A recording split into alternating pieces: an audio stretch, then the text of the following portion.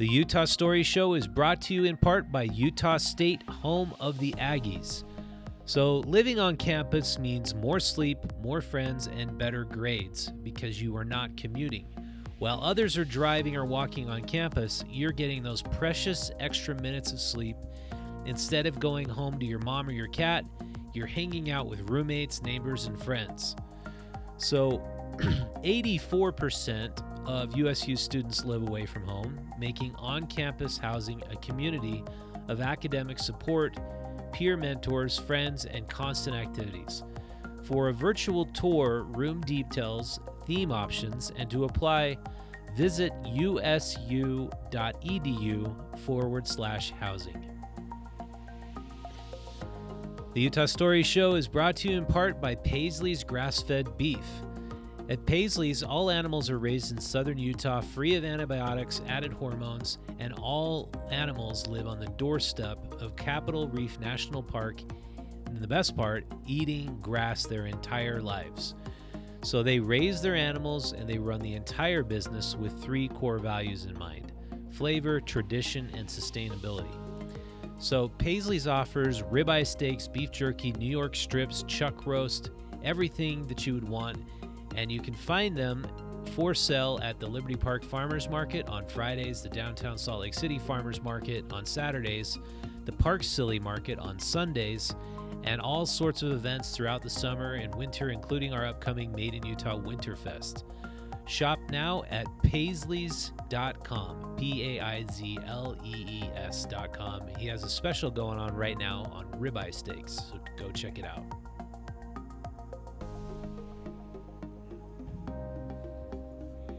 All right, today on the program, a very special guest. I'm super excited to present Amy Wanderley-Britt. She's on the cover of our Utah Stories magazine. She came in the day that we did this photo shoot, and I really had a good conversation with her, and I was so hoping that she'd agree to come on the show, and she did. And just a little background, she went from being a McDonald's general manager to losing pretty much everything, and then going up through the ranks of being a server in Salt Lake City to then becoming a restaurant owner. And she now owns Pig in a Jelly Jar, which has 3 amazing locations in Utah, and they're going gangbusters. And her story is absolutely fascinating, so I hope you enjoy it as much as I enjoyed talking to her. Amy Wanderley-Britt. All right, we're live. So, Amy Wanderley-Britt, thanks for being on the Utah Story Show. Thanks for having me. I'm so excited. Yeah, I'm really happy to have you on. And so I think we'll just kind of let the conversation go where it will, but the really fascinating thing I find about your story is you went from McDonald's manager to local restaurant owner. And I know we have a lot of listeners and people who are stuck in corporate, jobs that they don't necessarily feel like they're living up to their potential or they're realizing their dreams. Was that like a tough transition for you to go through? Leaving McDonald's to getting into my own restaurant management. Yeah, I know that's a lot of years and that is Amy at 20 versus Amy at 44, and lots of bumps along the way, with really a lot of my focus and drive McDonald's provided for me. I found a lot of love and care and direction and who I was through how I worked.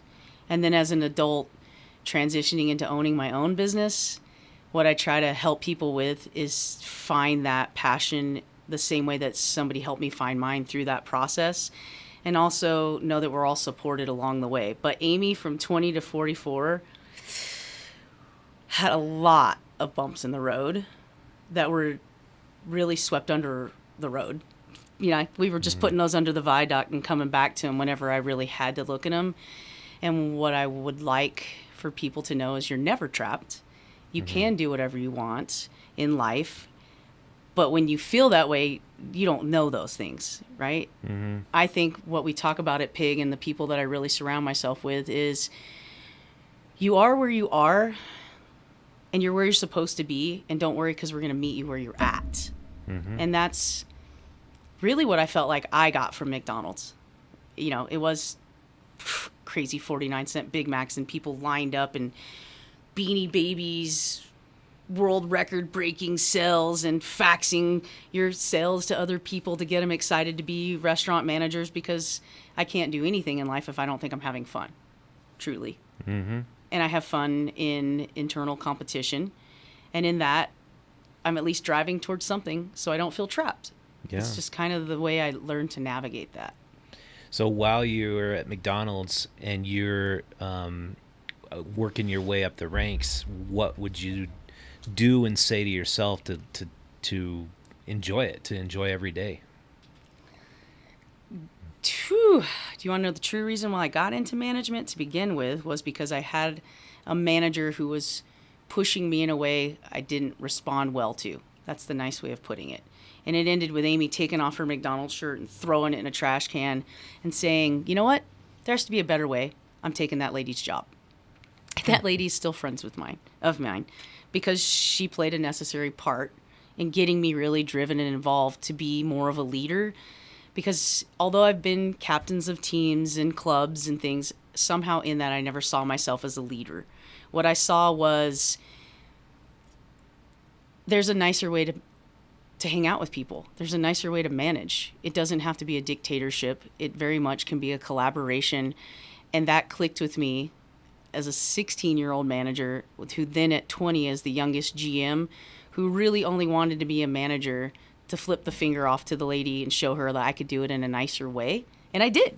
She got promoted. She didn't get fired. But in my mind, that was my drive. So I think whatever gets you to where you need to be is going to be that thing, right? Mine always has to be a nemesis. Something has to really upset me to get me to flip the finger off to take charge. Mm-hmm. And I have lots of managers and employees who come through motivated that way.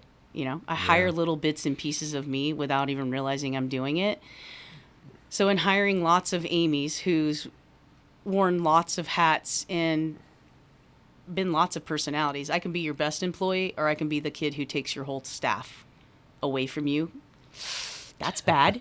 And knowing that I hire little bits of me, that's great, because that reminds me every day to be the best person I can be. And in being the best person I can be, I guess I'm being the best boss I can be, which means people want to stay with me because no one's trapped. And we're all going to do this together. Yeah. And that's what restaurant ownership became. And oh, by the way, we make really awesome food. Yeah. Yeah, 3 locations now. Yeah.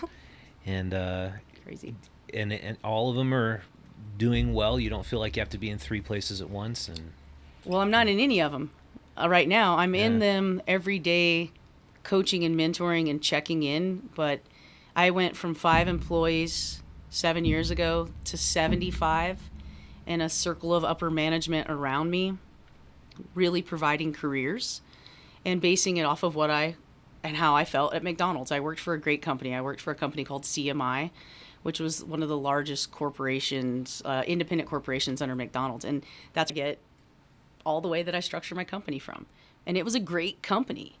And I'm still giving that back. And what we're doing now is, as it was given to me, as I've given it to you, you now must give it back to our staff. So I'm not in the kitchens in the same way. I'm definitely seeing the company from a different side. And we're in the middle of opening a new concept. Mm-hmm. Like, we're not done. And I say we, it is me, right? It is little bits of Amy everywhere, but there's 75 of us that are better and stronger than Amy was at 20, which allows us to keep growing and creating jobs and telling people the restaurant industry is a thriving career and you are fine to be in it. Yeah. Well, you know? What's cool about that is like you probably went to McDonald's University, Burger University, is that what they call it? Yep, Hamburger University in Illinois. Met people from all over the world. It was still to this day one of the most amazing things I've ever done. Yeah, and that's all I hear. It's so like, cool. And it's like you look at McDonald's, and I have to say, you know, you tend to feel sorry for the people who work there. Most of them, I mean, they're just That's why I quit. They just seem kind of like they're obviously pretty much programmed to be automatons. They have a job. I mean, the people who are doing the burgers and the fries and the drinks And the managers are there to try to keep people motivated. That's an incredibly challenging job. And that's why you go to that Hamburger University, right? How do you keep these people motivated? Hamburger University is college courses on P&Ls and profit and loss. And so that actually is very much more of the numbers side. Mm-hmm. And in that is why I'm good with systems and practices, because McDonald's has a chapter in a book on how to mop the floor. Wow. Okay.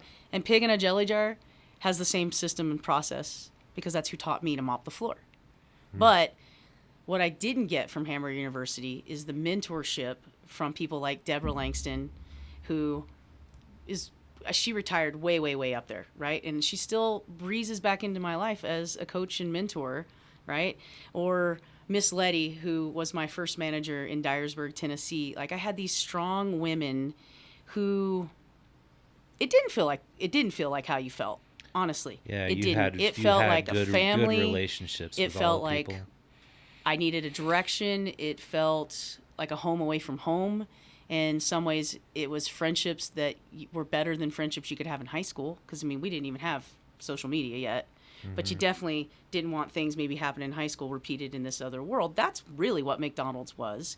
And then it was freedom to do all the activities that I wanted, right? Mm-hmm. And then it was how I bought my first house at 20 and had 50 employees, taking that one semester off school. So when I left, it wasn't the people working there that made me leave. When I left, it was something within myself of feeling that customer who just yelled at me for a 65-cent coffee, mm-hmm. who just belittled me in front of these people that even at 20, it was my job to make them feel proud, because we should feel proud, because this is a good job. Mm-hmm. And this is better than working over there, because look what we can do together.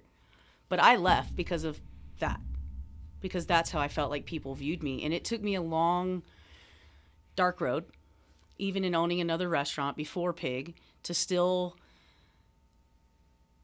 not carry a shame of like, am I good enough? What? You know, I got my brother a job at McDonald's mm-hmm. in my 20s, and my mom doesn't mean anything by this. And if my mom's listening, I apologize, because I know what she meant. But in that moment, it didn't feel that way. And what she said is, your brother's too smart to be in this job. Why is he here? Do you see this trophy? Do you see this? Do you see? Mm-hmm. But that's what it still feels like. And I think my mom was saying Tommy doesn't care enough. So Tommy needs to be somewhere where he cares. Or did she? I still don't know, and it still doesn't matter. But most of us in the restaurant business, we go through that at some point. Yeah. My wife, who makes way more money and is way more adult than I am, has hosted for me before. And she swears she'll never do it again because of the way that people treat her. So I'm not in the restaurant business. This is a weird thing to say for the customer. The customer care comes, if I've done my job correctly, in leading my teams on how we're supposed to treat people, which starts with how we treat each other, and then that trickles over to how we treat the guest. But the way I built my company was from taking care of us mm-hmm. first. And I think other companies start in the reverse. And I feel like that is actually what I got from McDonald's. Whether that was the true message or not, the people I worked with and how I was mentored, that's how I was programmed. Like, we're all in it together, and we have each other's back. That's actually super surprising to hear, because I think everybody has a perception that if you work at a place like McDonald's, you're going to be you're there because not because you want to be, but because you have to be. But yeah, I think if you work in you realize the values of your team members, you realize that these people around you, you're all in the same boat together, and you can enjoy yourselves and you can enjoy the team first and let that trickle out to the customer. That's a whole lot more valuable and fun than trying to be an automaton, which but it's just I'm glad my perception. You said that, because that totally is, and it might be, like I said, maybe I got really lucky, but I don't think so, because I worked for several other McDonald's throughout, to the point that I tried to work for another company in the fast food line, and I think I walked out on day 2 of like, I've made it. No. Really? Yeah, they're not all the same. They're not all the same. Mm-hmm. And again, they're all the same in the systems and structure, which also is what people who are lost need in life, right? Yeah, we need exactly. systems and structure to get through the day sometimes. And it is a job that it doesn't pay everyone enough for whatever reason. It just is what it is. But at Pig, most of them only work one job. And I work really hard to make sure that we run the systems and structure the correct way so that we all have to only work one job, because McDonald's did get their money's worth from me, for sure. And I don't want to do that to my team. I don't want to do that to myself, because that's not the point. Yeah. You know? So you worked at McDonald's in Tennessee? Yep, I'm from the South. And so you were working there, and then you were going to school at the same time, or were they? So first job in high school, my parents are super cool. They gave me my brother's crappy car and said, the payment's due on the 10th. And by the way, you should probably get a job. I didn't even want a car. Okay, great. So my brother was working at McDonald's at this age, and this is high school. So again, I'm 16, and I think I was there 2 or 3 months, and they made me a shift lead. Wow. Because again, I don't mind being a lead. Most of the time, I take the leadership role because I can impart the way I want it to be, of fairness and treatment, right?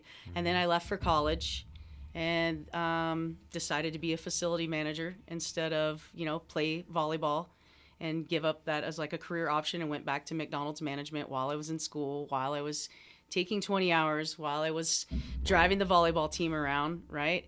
And took a semester off because why wouldn't I? I'm killing myself.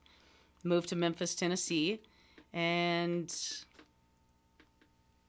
the shirt came off, went in the trash, said, taking this lady's job. And that's where I stayed, and it ended up being the highest volume in that out of the 50 stores, like I said, for the period of time that I was there. It was the Highway 64 store by the Wolf Chase Mall, and I'm very proud of it. Nice. My wife loves McDonald's. I didn't eat McDonald's when I worked at McDonald's. I'm just not a fast food person, per se.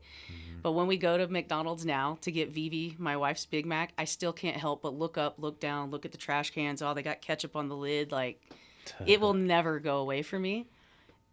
And who knew that that's how I was going to be able to run the company that I run, because of what I was doing in my 20s, because that's where it really comes from. Yeah. Yeah. Well, it's like, and I think that we in the magazine, our editorial and a lot of what we cover is how corporate America wants to create, in a large part, an unlevel playing field. They want to give themselves a lot of advantages that local businesses aren't going to have. McDonald's takes most of those spots right off the freeway exit. Yep. And they partner with developers so they can get those. But if you're in that kind of position and you have that power, of course you're going to try to do that. Mm-hmm. So we write about it. We kind of berate corporate America to a degree. But the point is, anybody who gets that kind of corporate polish, goes early on into that kind of environment, you can begin to see how to run a business really effectively and pay attention to both the people side of things and the profit side of things. Mm-hmm. And it's like, yeah, they're doing things that aren't making our communities look great, and they're overrunning a lot of places. But if you take that experience and get everything you can out of it, it can really kind of set you up to start your own business and know how to do it out of the gate. Do you feel like that describes it all? It's totally what happened, but it's not.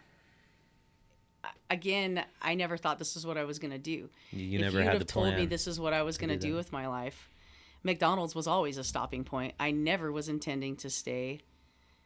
I never was intending to be a restaurant owner. I've spent my whole life saying, what am I going to be when I grow up? And always having a plan that I can present to someone, because I know that's what you need to do in life. That's your resume. But in the backside going, I don't really know.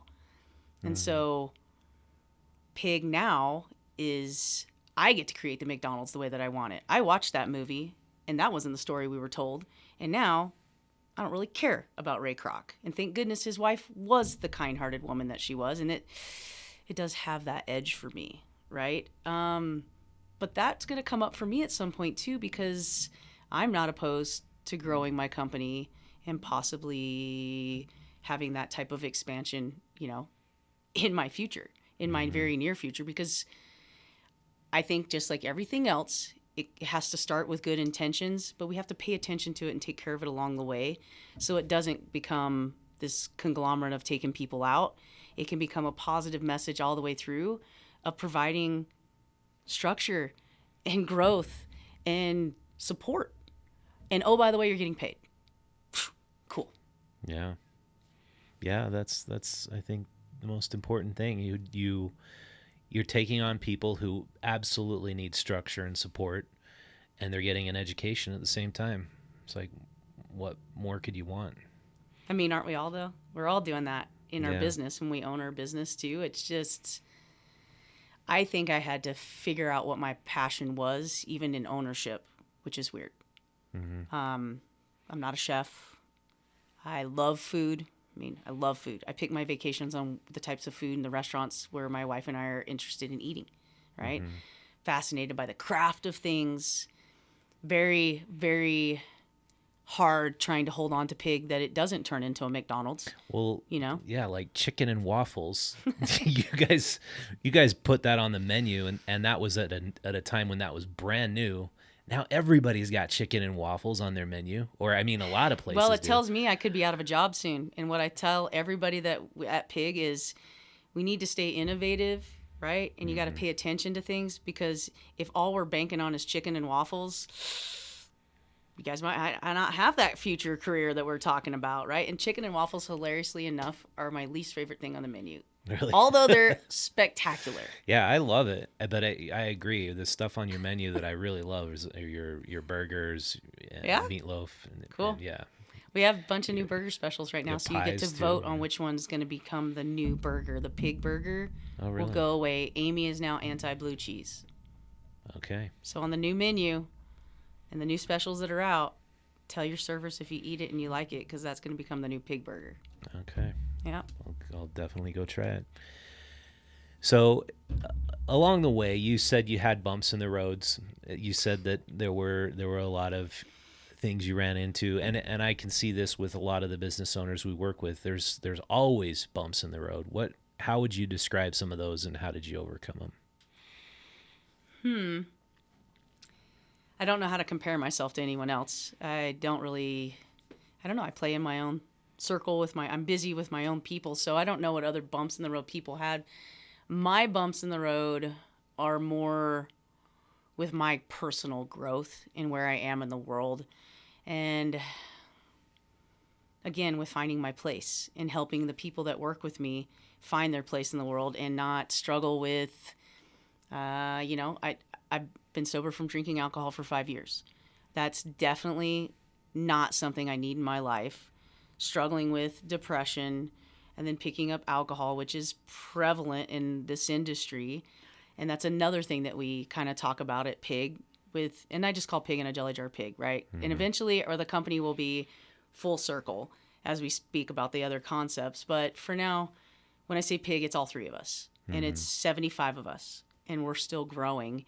And a lot of us go through those same struggles, and I'm very open about it. And I'm not trying to be anybody's poster child. And I say I can't put my own pants on most days. But those were the real struggles that I had to go through, that I'm not sure if those are the struggles that other restaurant people go through. And if those are the struggles you want to talk about, yeah, my restaurant burned down. I had it open 1 year, was going to be on diners, drive-ins, and dives. Cheers! This is going to be the best year ever. Amy, your restaurant just burned to the ground. Really? Wow. So that just happened. Yeah, I couldn't believe it when that happened. But it's okay. I got down to $100 in my bank account. I had to you decide. Just rebuilt, or you had insurance, or I had insurance, but I didn't know how the insurance worked. I was also splitting from my first restaurant concept. So the beginning of Pig is the tail end of what I call the dark period of my life, to where the real adventure starts to begin on what my purpose is. And my purpose is not just restaurant ownership. It is helping other people through their dark period, only in the sense of saying, this is my story, and what you're feeling is normal, and you're not alone if you want to talk to someone about it. I am not giving any type of coaching direction in the sense of how to fix or repair your brain, or what to do or where to go. Like I said, I ask for a lot of help in my life still. And I think it's okay for that to be a part of what we talk about as my struggles. My Yeah. struggles were depression, picking up substances to deal with social anxieties, and somehow all in that, it ties back to really what I'm supposed to be doing. That happens to just be pig in a jelly jar and the food that we serve, but really it's about how we give back to each other and give each other direction and help each other through that, because a lot of us go through it. A lot. It seems, I worked in the restaurant business for all through high school, and I thought I would be going into that business until I became more acquainted with the dark side of it, which is like a lot of people abusing a lot of substances. Mm-hmm. That was the last job I had, was a kitchen full of other people I was working with who were heavily into substance abuse, and I was like, damn, I don't think I can do this. Mm-hmm. But why is that so common in the restaurant business, do you think? I think it is just what I said. We keep different schedules. We have different days off in that regard. We have different kinds of hours in it. Pig in a jelly jar, we don't have late nights. We don't have late nights for a specific reason. That was to protect me in going through this process. And now we're bigger, stronger, 5 years into feeling good about life and surrounding ourselves with employees who are open and honest for as much as they can be. And we don't have that environment. And now I'm not saying we're recruiting from AA or drug rehabs. We're not. I'm not. Mm-hmm. But all of us have something in that regard. And it seems like the restaurant business is this vortex for it. And maybe because it's a stopping point to other careers, or it ends up, like I've said, for me, it was, what else am I going to do? I'm good at this. I'm still in school, don't worry. And there's a lot of them that work with me. They're in school. They are. They're doing other things. And some are trying to figure out how to do their own businesses. And I'm helping in that way say, you are never trapped. There's nothing wrong with being in the restaurant business. You can make a career out of it. And don't let that person who threw that 65-cent cup of coffee at you define who you are, because it's not true. And that is the bumps in the road for me. But yes, do we struggle with a restaurant burning down? Did we struggle with holiday and trying to keep up with, it's Monday, Tuesday, Wednesday volume? And do we struggle with staffing? Yeah, we have all those struggles, because those are just business struggles. But the real struggles we have are those real things I'm talking about that we help each other through without it even being intentional that that's what we're doing. It's just a space that it's okay. It's okay. We'll all get through it. Yeah. And I didn't know that that's what I was going to be doing. I didn't even probably know that a year ago, that that's really what pig was going to mean to me, and eventually how I want to finish out the restaurant business in giving back. Yeah, well, I can remember my last job. It was, for me, I really did not like my high school, and I didn't have a lot of friends. My friends transferred out. They were considered the bad kids, and they didn't want to be there anymore. So I was kind of left with just one or two friends, and that was sort of my sanctuary, going to that restaurant for a while. It was the Market Street Broiler, and I was a prep cook. But then I got to really love the people around me, and I think it's because you want to be in an environment where you can be yourself and you can be accepted for who you are, and that's not the environment you necessarily find on a college campus or a high school. And it seems like that's what I found there. Is that something that you I guess you found that too? Oh yeah, absolutely. Like, I found who I was and how I could present myself to the world through my work ethic. But within that, we talk about it too, because you can't let work define you. What happens when your restaurant burns down and you don't have a job? Then you have a different struggle to think about. I think it's also what happens to people when they retire, right?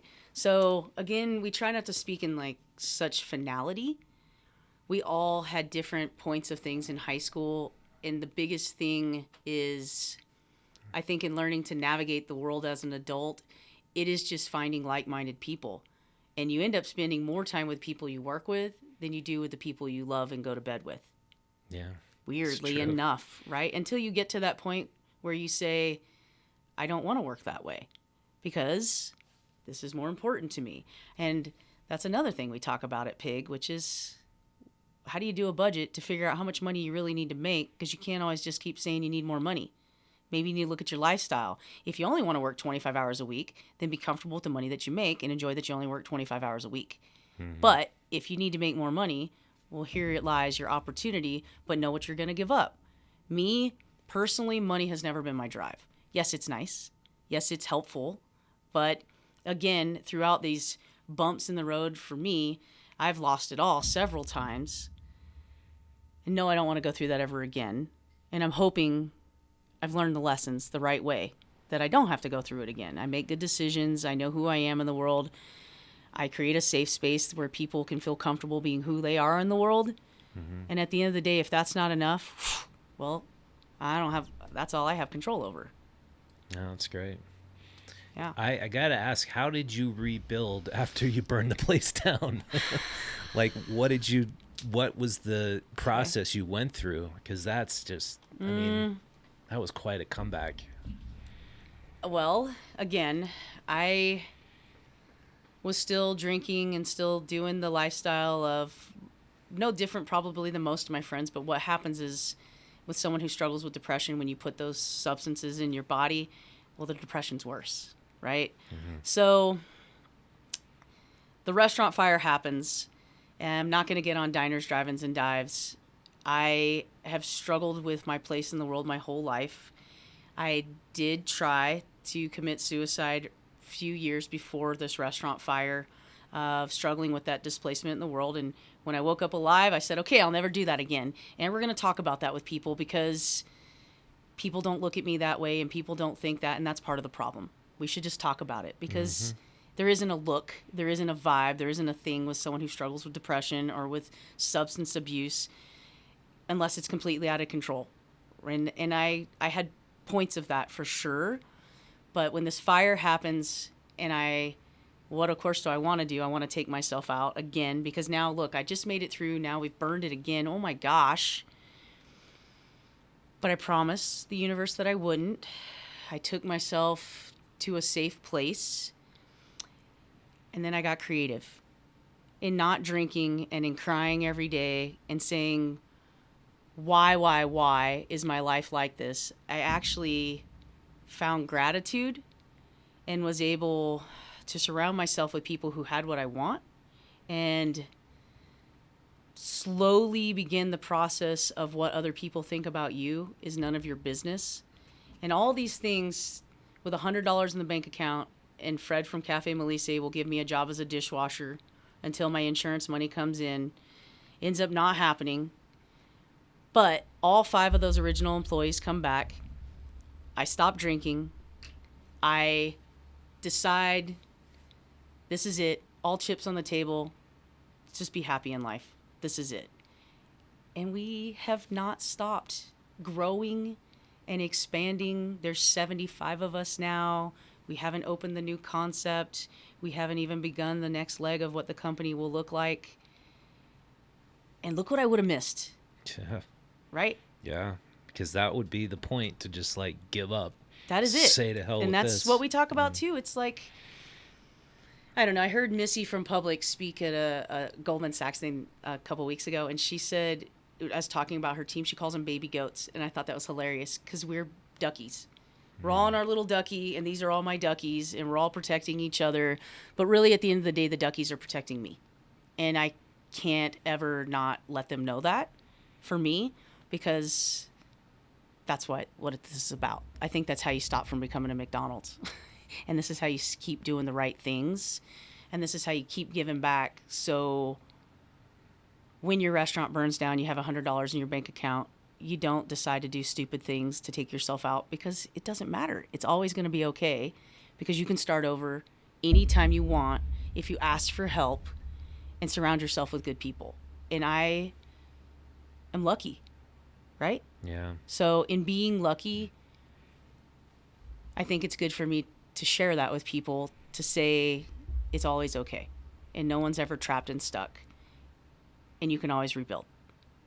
Yeah. That's a great message. Because I think when you start a business, you know the statistics. 90% go out of business in the first year. I didn't. Yeah. I'm glad no one told us. Yeah. And then you're like, well, I'm probably going to go out of business. And then I think you think that in the back of your mind, you're like, I'm probably going to go out of business. And then out of the 10% that stay in business after the first year, I think it's 50% of those go out of business in the first 5 years. Or is it the first 2 years? So I just heard the statistics. It's 30% in the first year and 50% by the second.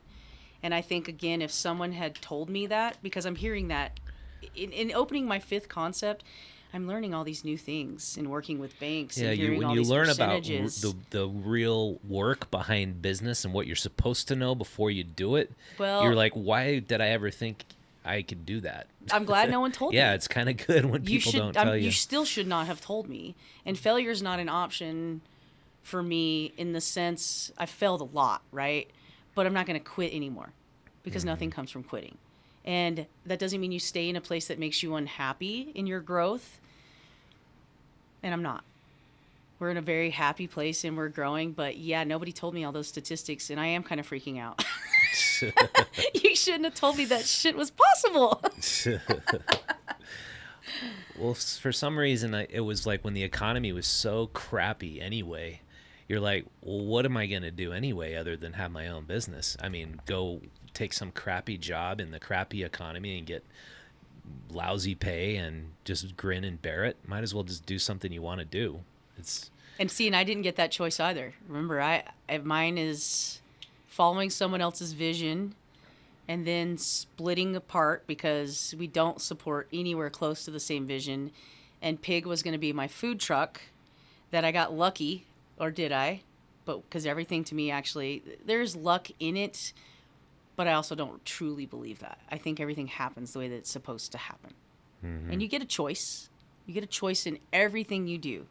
I get to choose if I want to come down here and talk to you, right? With my social anxiety and with my I don't want to do this. But in making that choice, okay, I'm here. And what's the worst that's going to happen? I'm not going to die, as far as I know. Yeah. And that's just kind of how I navigate everything now, right? And all of us that work with me at Pig, especially, again, this is going to change, but I hope I don't lose the part that I really love as we grow, because what I love is doing dishes with a dishwasher and bussing tables and talking to people on my team. Mm-hmm. I'm not really ever going to go to your table and talk to customers. I am that weird restaurant owner in that regard also, because I have social anxiety, and that's why I have staff, because they're much better at that job than I am. Yeah. Did diners and drive-ins ever give a call back? No. Never happened. Yeah. But I think, again, we need to grow to the way that we are now and be as strong as we are now. And when those things come back and they happen, we'll represent ourselves in a better way. Honestly, I've heard horror stories of people who get on diners, drive-ins, and dives in their first year and they crash and burn because you can't handle the volume. And I very much still struggle with managing volume at the Pig locations, which is a great problem to have, right? Yeah. But I'm grateful for everything that has happened exactly the way that it's happened. And every day I tell myself this is a new day I haven't lived, and it's okay. And the other cool thing is if I get really upset, I can start my day over at any point. So there will be, if you hang out with me, lots of moments probably where I walk around going, starting my day over. Just while we're opening a restaurant. It won't be this stressful all the time, right? Yeah. Yeah, I guess that's the best way to get yourself through it. Start your day over anytime, Rich. Just start your day over. Yeah. Well, I like to intend these podcasts to be for a specific audience, and I don't know who necessarily we're speaking to, but I know a lot of restaurant owners who have one location and they're struggling with that location. They're struggling with staffing problems because we have such a booming economy right now in Salt Lake. What kind of advice would you have for that restaurant owner who has probably been better off when our economy wasn't so hot, but now is having these staffing issues because it's just so hard to find good help right now. You have to get creative because I too, even though I have 3 locations, there's not investors in this company. I've never used banks. This has been organic growth to this point. And there's no way I did that without keeping good people. And I'm telling you, it can't always be about the money. And that is the part that I would tell that restaurant owner. Why are you doing what you're doing? Do the people that are working with you understand your vision? Because you can't have help on a vision if people don't see it. And I think some restaurant owners, because I still question, why is that percentage so high? Why do we get into business? I would never get into business saying I'm going to fail. You just said it. Well, I'm probably going to fail, but I'm going to do it anyway. No way that I would ever do that. Like, I would have stayed in corporate America, truly, if I weren't forced to be where I am. And I'm very grateful for it now. And I tell all people that I can possibly tell, you should work for yourself at some point. But if you want to make money, you should probably go work for someone else. You work for yourself. So you just came to peace with that. I mean, but I'm comfortable. I've done the same thing that I've done with them. Wherein lies how I need my life to look, right? So what does that budget look like? Because again, if you don't have the vision of what you're trying to achieve, if you're just constantly saying you need more money, you don't even know how much money you make half the time when you say things like that. And I come into that a lot because we have servers and we have cooks. It's a stupid premise because, and then we were talking about this before the show. It's like you have a lifestyle you want to live, and you want to be able to like turn your phone off for an extended period of time. You want to be able to relax and enjoy moments of peace and silence. And it's not like you are going to achieve that if you have $10 million in the bank or $1 billion in the bank. It's how many rich people take themselves out? Yeah. How many people just did it this year? Yeah. And they have lots and lots of money, right? Like the aspiration. That part of it, it can't be the drive. No, it can't be about the money because you're just going to realize the more money you have or you try to attempt to acquire, the more stress, burden, dings on your phone, just shit you got to pay attention to that's not going to be fun. That's the advice I would give that business owner is go back, relook at your budget. Why are you here? Why? And I'm here in this job because I don't want to go to work every day and do that job. I need to be the visionary who does a different kind of job that ensures coaching and mentoring and training to make sure we all have jobs. And I had to work hard to get to that point because I knew if I had to stay the restaurant owner making your food every day and bussing your tables, I was probably going to lose sight on what I really was wanting to do, which isn't that, right? And that there's nothing wrong with that job. Again, that job is great, but you have to find why you're doing the job you're doing in order to be happy where you are. Otherwise, no matter where you are, no matter how much money you make, you're constantly saying, I should be there. And I've been that person. Everywhere I was, every trophy, here you go. Why? I don't know, because someone told me I was supposed to do it.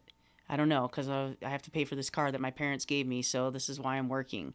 And all of it at the end of the day, when you finally just slow down and stop saying, I don't want to be here, I don't want to do this, and you are where you are, good things happen. Cool people. I meet cool people all the time because I stopped saying, hey, lady, throwing that 65-cent cup of coffee at me, you're actually not real. And I like this job. I love the restaurant business because I love working with my teams and my people and helping them grow and helping them move on to wherever they're going to move on or stay with me and help me grow mine until they figure out where they want to be. And that is what I was offered even at McDonald's is how I felt. I felt that. But you had to work a lot of hours and, I was still in my 20s and I had to go through the dark period to get to where I am to say to my baby ducklings, hey guys, you're not trapped. Do whatever you want to do in this life. You will have to work hard for it. You will be accountable for your actions and try to be good people in doing this because in us growing good people, we're making a better world, which sounds crazy like I'm some politician. But again, it's only really good with my baby ducks because they're helping me too. And I want to work with good people. I want to work with nice, kind people. That's why I really created the business, I think, to have that in the world for myself. And it doesn't work all the time, but we try. Yeah. Well, we'll take a little break, and I want to ask you about the next phase of your business, what your plans are for the future. Cool. And but we'll take a break, and that'll be when we come back. Okay. You don't know the world out there and how cruel it can be. Oh. And it's kind of true. It's like I think I got out of it a little bit when I was in the restaurant business because there were some pretty mean people who worked with me at times. Not at most places. Like I really enjoyed working with a lot of the people I worked with, but you see all kinds. I mean, yep. Restaurant business brings in lots of age groups and demographics, and I think that's also what creates the culture. It's inspired by lots of people from lots of different walks of life, who some are only here for a moment and others end up staying. But I don't think really, I keep asking a lot of my staff, like, I don't think any of us say, I want to be in the restaurant business. Yeah. No, I don't think anybody says that. I think we say, I have to do this now, or I need supplemental because. And again, when you work for Pig, we make the joke that you got to drink the Kool-Aid. And then I realized very early on, like, they don't actually even understand that reference because they're too young, right? Yeah. They're like, Jim Jones I don't the Kool-Aid. I don't think I understood that until just a few years ago. I just thought, Kool-Aid tastes good. We got to drink it. No, it means Jim Jones. All in, right? All in. Yeah. You're in it. You live and breathe it. And so do you intentionally steer the culture? If you feel like somebody's there who's really kind of driving things in a direction you don't like, do you immediately address that? Inner circle. And we talk about it. Like, what happens to you in life when you get to the outer circle? You get eaten, or you go away, or what happens in your reality is you don't get to work with us anymore. So I want you all to be as close into this inner circle of what we're doing. And every now and then we do get straight out to the outside, and very quickly with talks with supervisors and upper management, we're having one-on-ones and what's going on? Where are you? What's happening? Because that's how I built this company. And as I grow and as I have more employees, that has to remain for me because that's what I care about. And are you still doing that yourself? Absolutely. You're not having the GMs or... I'm teaching them. Because I do know that the company is going to get bigger because I have the vision of where I want us to go. But again, in coaching and training and teaching and now hiring on people with different experiences than I have, that doesn't mean I have all this income coming in. It just means I know I need this help. Yeah. And in order to feel safe and do the job that I really want to do, again, how much do I need to make to be happy? And for me to be happy, I'm okay to make this to be happy.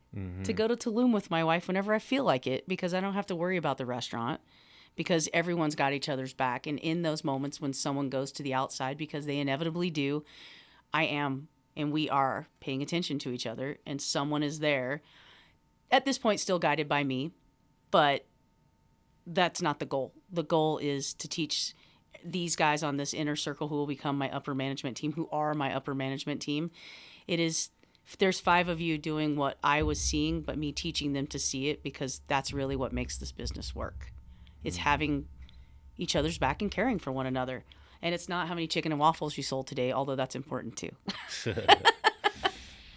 Yeah, it's an interesting commonality among successful restaurant owners. I've gotten to know another restaurant owner who's really successful, and she says, I'm not in the restaurant business, I'm in the people business. And I think that's exactly how you got to see it, because it's all about your team, and you're only as strong as the person who's having the worst day, their ability to put on that happy face and still treat customers and treat everybody else in a good way. Yeah, and their job is so hard, and because you've been in it. But at least you were in the prep kitchen. As soon as I figured out I was good enough to be in a kitchen, I didn't care how much money servers made. I was in the kitchen because I would rather, I started on salary at 20 for one thing. So I didn't even take on the job of being a server until I had left McDonald's and went on my go back to school, find yourself adventure that carried on way too long. So I love the kitchen because I can hide, I can be creative, I could probably cuss, right? I can probably throw something in the sink and be mad about it. You can't do that out front. No. And No. people, I wish everyone would have to be required to go through some type of service industry to really see what everyone's going through, because we're all going through something. And at the end of the day, it's a chicken and waffle, people. And someone is doing the best they can in life to give that to you. But I'm not saying we're perfect by any means. We do things. We own our mistakes too, I hope, in work life. But I just wish we all would give each other a little bit of a break, because that job that those guys are doing, hardest job I've ever done in my life. Yeah, it is. And to see, like, I only worked like the fry station one time, and you just sweat like crazy. You burn your hands constantly. You just get used to like steam in your face, and it is so incredibly difficult. I had zero hair on my arms for years being on the grill and saute side. Just Really? none now. And then the tattoos are also hiding scars. It's like, But it's a culture in itself. But it doesn't have to be that pirate screaming each other Gordon Ramsay garbage. yeah, Because that's garbage. That's not true. And restaurant culture being that way, for me, is unacceptable. yeah. That was know? ultimately why I left. It was just like a couple asshole chefs. Yep. And my boss being a big time asshole. Yep. But I really loved a lot of people around me when I was in that business, and so it's just like I think that having control over that culture has got to be the most difficult part of it, and Because you don't have control over it. yeah, you can't, just- you ultimately can't have complete control. You don't, because people are people, and we get to make a choice. And that's another, but what we get to do is talk about it. So even when weird things come up, because it is weird kinds of conversations for me to look back on and say, why are you giving that so much power, right? I paid Johnny $10 to do my side work. Johnny didn't do all my side work. Now Susie's mad at me, and I just want to be like, guys, why did you pay him $10 to do your side work? Just do your side work, right? But those are real crises Yeah. at that point of where they are. And I think, again, that's what makes that job hard, is we get mired in that. And if you get mired in that, in this point of growth for yourself, well, you're going to have a harder time when you find that job you want to do if you haven't mastered how to get things done at this level. And that's what we talk about. And like, nobody's a server. You want to work with me? This is what we're about. This is what it'll feel like. These are opportunities that are available. And if you just want to clock in and clock out and pay Johnny to do your side work, you probably should go work somewhere else. And that happens in an interview. And again, is our process perfect? No, because it's people. But I feel very confident in all the people that work with me that 90% of the time we're all supporting each other's vision the right way. But again, people are people. I think I'm surrounded with really good people, even if we don't always make the best decisions. Yeah, that's great. Yeah. So let's hear about your future plans. What are you doing? What are you working on that's part of your next vision? All right. So, By the way, Amy's on the cover of our September issue. And hey, look, Ma, I made it, right? yeah, it was like we invited, I think it was 13 chefs to come in here and get a studio photograph taken. And we were like, bring in a prop, something that you're proud of, that you use, that's just in the kitchen with you. And these were all the chefs that we took photos of. They're all awesome. And you came in with the frying pan, and turned out to be an awesome photo. And yeah, beautiful lady on the cover. Amy got the cover. I'm so cover shot. that's It the was biggest thing awesome. that's ever happened to me. I'm telling you, that's it. Yeah. Hey, Ma, I made it. You know, write a song. They did it, didn't they? What's that song? Who sings it right now? Hey, look, Ma, I made it. That's how I feel. It's that background every time I see it. I'm like, that's. And Nicole, who wrote that, I've never had someone interview me who really kind of got the message across in my voice through her writing. And I want to say thank you again so much, because it was like a hour and a half drive to Ogden stuck in traffic. And I had no idea what we were even talking about by the time that was done. And for that to be the favorite piece that was ever written, and to be the coolest photo shoot I've ever done, because should we tell them the story? Yeah. I was in tears that morning with my wife, because I'm not a chef, and I struggle with this in my industry, right? I struggle with who I am in the world. Am I Amy from McDonald's? Am I good enough to be in that magazine with these people? Oh my God, these people are amazing. Like, I don't know. And I had this personal, like, identity crisis where I'm like, I don't want to wear a chef coat, and I don't even own one anymore. And my wife just says, no, don't, because she's very easy that way. And of course, why not? Oh God, why can't I think that way? So I put on the way that I dress every day, showed my tattoos, didn't care if you guys liked it, picked out what I do enjoy, which is saute cook. I love saute. And really, I'm the worst egg cook ever. Don't ever put me on eggs. Really? You'll get scrambled. Yeah. And so for that to happen, it really is the coolest thing that's ever occurred in my life to this point, with all the crazy things that have happened, because I think that I got to be me. Yeah, it's you. That's me. Yeah, that's what's awesome about it. It's so, it makes me a little teary-eyed. It's really it's cool. like, our photographer is so talented. I can't do that. I suck at photography and portraits, and the two that I took, I'm sorry to the guys who were at Table X, and I tried to take their photos, and they turned out terrible, because I just can't do it. Whatever, they're Table X. Their food speaks for themselves, right? They're a great restaurant. That place is amazing. I hope everybody goes there despite my terrible photograph. But yeah, Nicole and Ted edited it. It was great. I'm happy it turned out, because that's what makes my day, is as an editor, when you see something turn out awesome that I really wasn't involved in it, other than finding the right people. And to be honest, I had no idea what was happening, because the phone conversation with Nicole was so spread out from a photo shoot that I didn't even know who Nicole had called from. So there was just all this weird stuff floating around that I don't know what's going to be written. I'm not quite sure what we talked about. Why am I being mentioned with so many talented chefs? Because you see, we all have our stuff. Yeah. And I work with very talented people at Pig in a Jelly Jar, and I am very proud of all the work that we do, and we work as a team on all of it. And how did you develop your menu? Like, I'm sure a lot of them were your ideas that you developed with your chef. Is that? So I've never had a chef. I've not had great experiences with that, because I think I do have a vision, and I do have a palate, and I do my research. How could you say you're not a chef then? Well, because I don't have the skill set to go break down that pork, nor do I have the desire, nor am I going to truly do all the mise en place and create that sauce. But we're going to talk about what I want a dish to look like, because I'm very visual. And then we're going to go back and forth on what the palate direction is we're headed. And that's how we've done it. That's how we've done it with our sausages. That's how we've done it with all of our jams. I've just now, for the first time, I hired a chef. So I hope it works out. Chef Dave Bible, be good to me as I will be good to you. But I would love at some point to just taste food and be really excited about what my teams are creating. Because again, I think I'm just realizing my potential for the part of the job that I really enjoy. And I don't need to be the chef in that, you know, and I turn down cooking shows, and I turn down this because there's just something in it where I need to feel like I'm being genuine. And even though they're my ideas a lot of times and my palate, I still feel like I shouldn't take all the credit.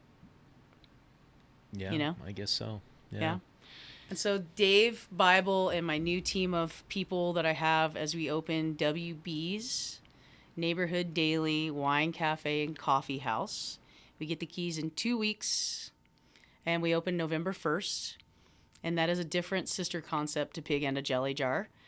But I have all this help all the way through it. And that is completely different. Whereas I'm from the South, and Pig is uniquely Southern inspired, brunch driven. We know what Pig is: aching for bacon, beer for breakfast, cornhole, chicken and waffles.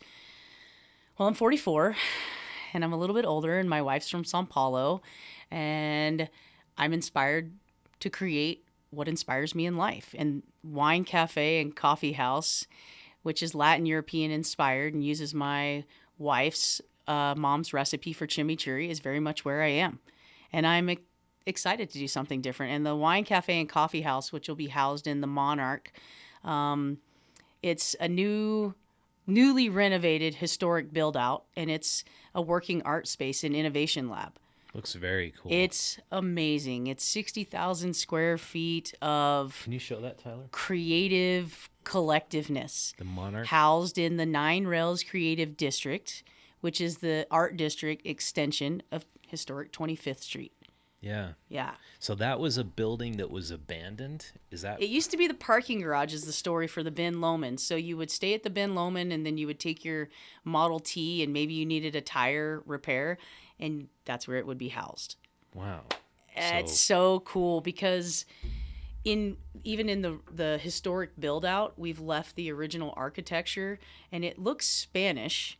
You know, it's white and bordered in black, but then when you walk up and look right underneath where the WB sign will be held, there's a giant car tire with wings. Because that's what it was. It was a parking garage. And we've just, much in the way of what is happening in Ogden now, we're not trying to change who Ogden is. Just revitalizing who we want us to be on this.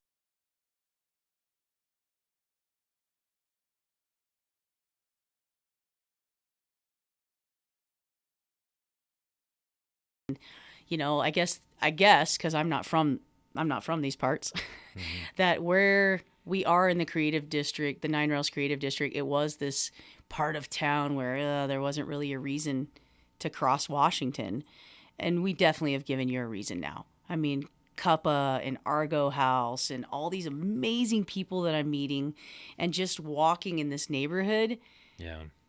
Who doesn't want to have artists working 24 hours with a wine cafe and coffee house where you can be creatively sitting silently or gathering with your friends? I mean, tons of cool stuff. Yeah. And that's in 2 weeks, so I should probably figure that out.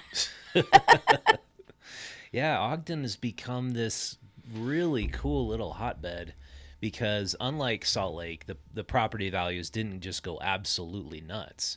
People could still afford to be on 25th Street, and little shops have been able to kind of incubate there. And then you see like Roosters is finally like getting really big, and so they got this great little craft brewery on the street, and then you got the whole street full of some dive bars and really unique places like the most famous. I mean, I guess there's a couple of them, but the historic place on Ogden, that little dive bar, is really cool. Have you ever been in there? Oh, I quit drinking before I opened Pig 2, so I've missed all that part of 25th Street. Yeah, but there's there and Brewski's and City Club, but yeah, it's neat to see that there's like this owner operator mindset where they're gonna all together make something very cool happen there. And yeah. So the Monarch was it partial city money that went into it too? I don't think so. Actually, I feel like it's the Fisher Reagan enterprise, and Thane Fisher's he's the developer who houses Pig 2, which is Pig in Ogden on 25th Street. Oh, okay. And this was his vision of what he was looking for several years ago. And I kind of was inspired to create WB's Wine and Bites or Wanderley-Britt. We'll never know. For him. But again, I have to still do it my way. And I don't want a snobby wine bar. And I don't think that speaks to Ogden. And I don't think it speaks to a lot of people anymore. It still has craft cocktails. It has amazing, Latin European bites. But at the end of the day, our bocadillos are sub sandwiches. And we have soups, and we have salads, and we have breakfast, and we have churro donuts. And it's very much what I do at Pig, which everyone's welcome. Nice. Whoever told you anywhere that you can't go in dressed in however you are, that's never going to happen at one of my restaurants. So, because that's how I am. Yeah. Trust me, servers in the world don't judge your tables by what they come in looking like. You don't know who you're waiting on. I'm very often really ball cap, maybe a rip. My wife's trying to make me clean up my look, but there's a moment in life most of the time where I look like a dirty teenager. But I'm not going to tip like a dirty teenager, so make sure we don't judge people, right? Yeah. Yeah, And the none of my thing that places drives should do my that. wife crazy, that's you only see in Utah, is people going around in their pajamas. Like, have you seen that? Mm-mm. Oh, you haven't? Oh my gosh, we were at the movies. We don't go to the movies very often. Next to me, two ladies in their pajama bottoms. Like, I guess they had kind of normal. I was like, okay, that's okay if you want. I guess if you want to be comfortable, but my wife's from Europe, and she's like, no, you don't wear pajamas to the movies. And Maybe so, it is a different cultural thing because, again, Vivi from Sao Paulo. I mean, I have my own style, but my mom definitely says things like, we're so happy you met Vivi. Your hair and nails look amazing, which, okay, they do, but Vivi's helpful in that way. yeah. But there's something to it also. I mean, in me spending a little bit more time and taking care of myself, it is another one of those growth points too. Yeah, right? that's something I've That done nobody too. really explained. Like, getting your eyebrows done might seem frivolous, but man, if you feel good, Mm-hmm. Yeah, you it feel goes a long good, way. feel good. That's it. There's no secret to it. You just walk through life feeling okay. And so, yes, I had a lady once tell me she could tell how happy I was when my nails were being done. And it's really funny because until my wife, my nails were always black or gray. And I made the joke it must have been my soul. But now I'm usually pops of color. That's why I'm laughing that my fingernails are gray again, because I can always hear that lady Connie grab my nails and say, "Are you and Vivi doing okay?" And I'm like, "Yeah, I just haven't had time for a manicure. Trust me, I'm happy."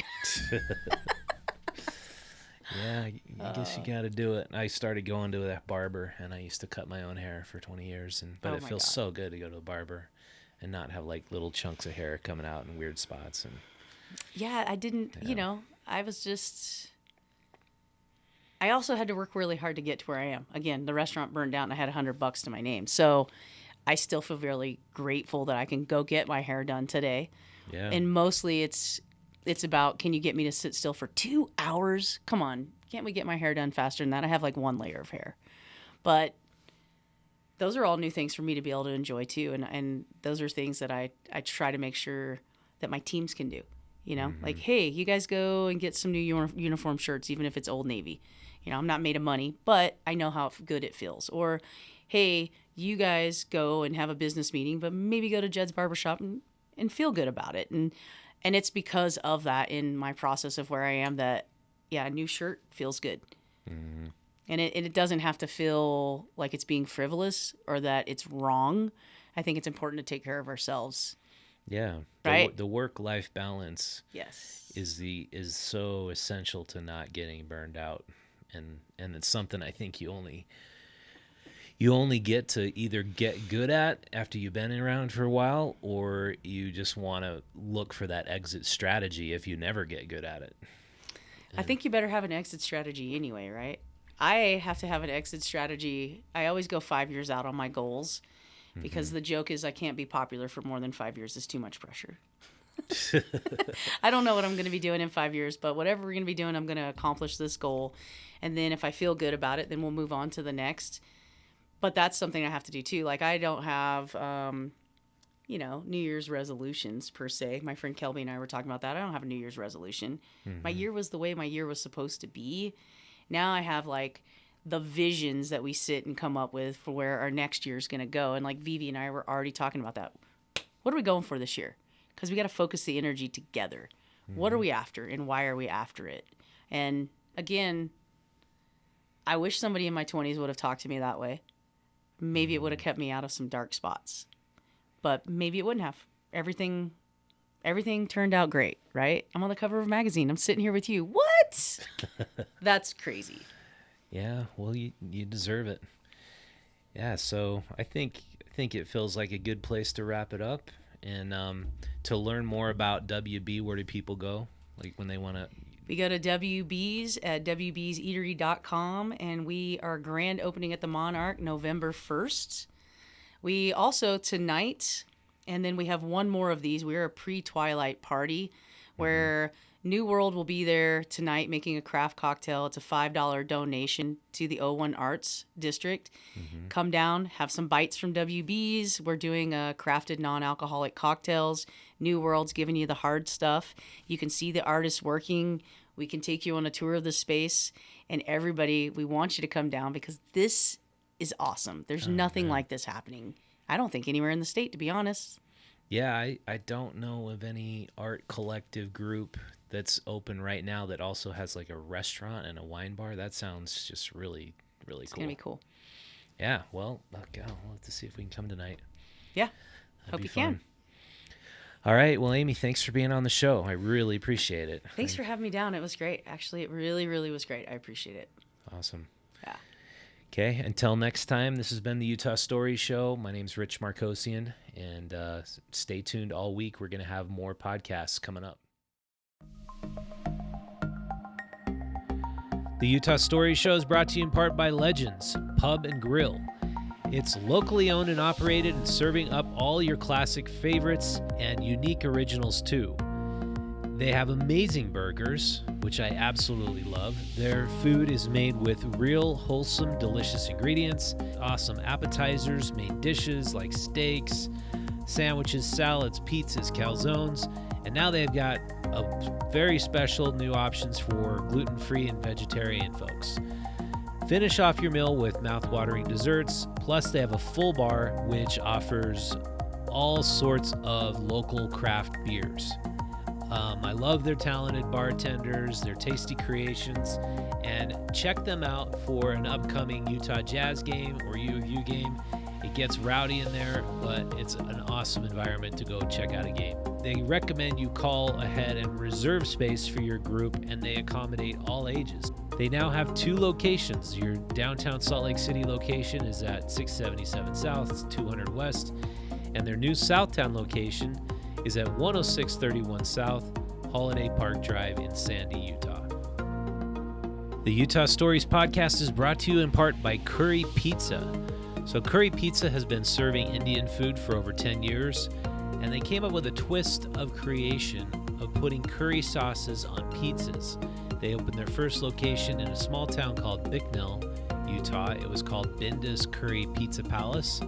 When they began serving some incredible pizzas such as chicken tiki masala pizza with all of the fresh spices and ingredients of the old world with fresh Italian sausage, spicy sausage, and they also offer mango korma pizza. The Utah Stories Show is brought to you by Curry Pizza, Paisley's Grass-Fed Beef, Utah State, home of the Aggies, Legend Sports Bar and Grill. We thank them for their support of this program.